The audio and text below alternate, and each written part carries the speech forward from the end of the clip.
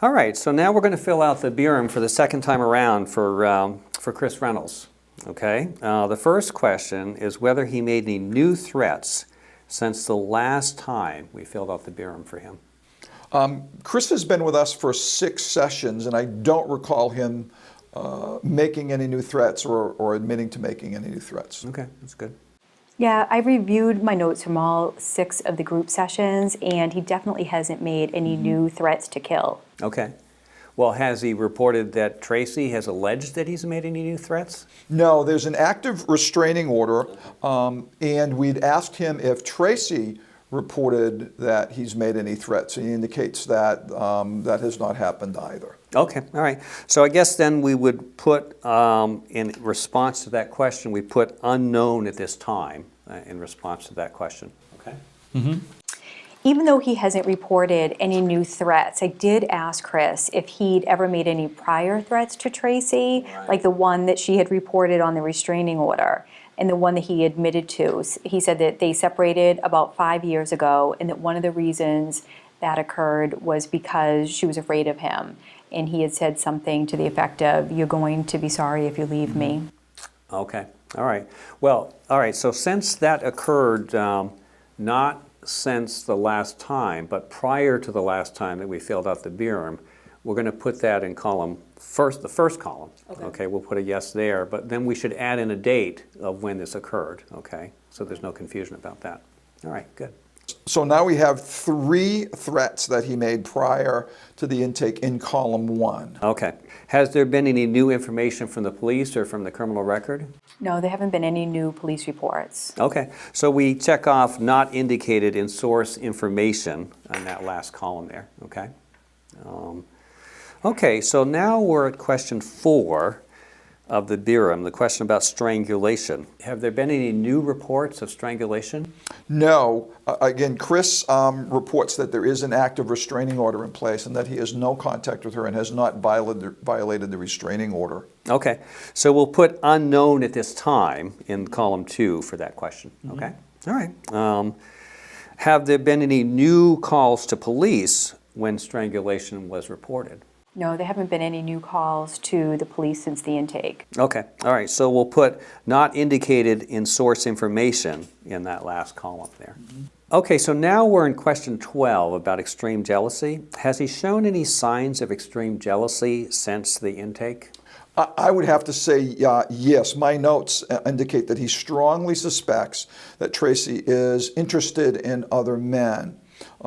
He says that he hasn't communicated this to her since there's an active restraining order, but he has the strong belief, without any reason to verify it, that she's interested, whatever that means, in other men. Okay, all right. He has said that he suspects that that's why she took out the restraining order and that there's not someone specifically that she's interested in, but that she's too friendly with other men, and that he says that it's not that he doesn't trust her, he doesn't trust other men. Wow, that is really worrisome. I mean, so we'll have to come back to that when we fill out the risk management worksheet, okay? I'll check off yes to question 12. Okay, all right. So let's see, our next question is 20, question number 20.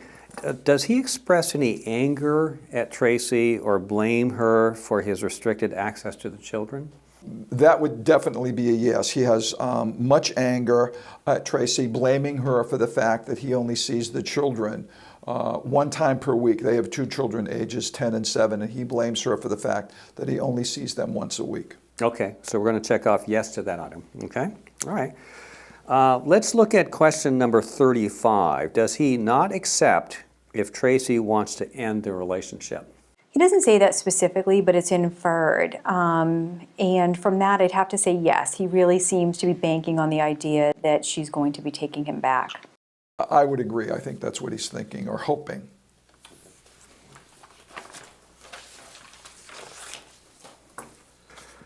Okay, so now that we've filled out the BIRM a second time around, let's turn to the risk management worksheet.